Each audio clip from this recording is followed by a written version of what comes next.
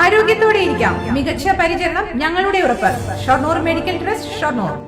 ഷൊർണൂർ കൂനത്തറയിൽ പ്രായപൂർത്തിയാവാത്ത കുട്ടികൾക്ക് മദ്യം നൽകിയ സംഭവത്തിൽ യുവാവ് അറസ്റ്റിൽ. ഷൊർണൂർ കവളപ്പാറ ചിറ്റിലപ്പള്ളി ക്രിസ്ത്യൻ സി രാജാണ് അറസ്റ്റിലായത്. ഇയാൾക്കെതിരെ ബാലനീതി വകുപ്പ് പ്രകാരമാണ് കേസെടുത്തിട്ടുള്ളതെന്ന് ഇൻസ്പെക്ടർ വി രവികുമാർ പറഞ്ഞു.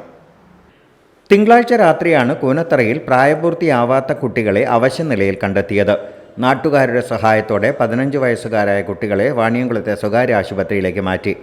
ഒരു കുട്ടി ഗുരുതരാവസ്ഥയിലാവുകയും ചെയ്തു. പിന്നീട് നടത്തിയ അന്വേഷണത്തിൽ കുട്ടികൾ മദ്യപിച്ചാണ് അവശനിലയിലായതെന്ന് കണ്ടെത്തി.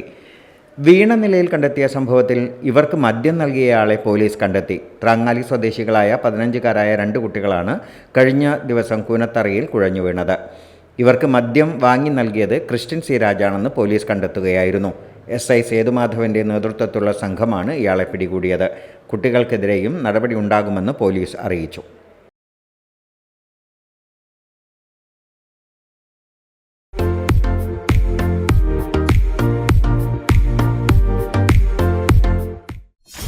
.view news.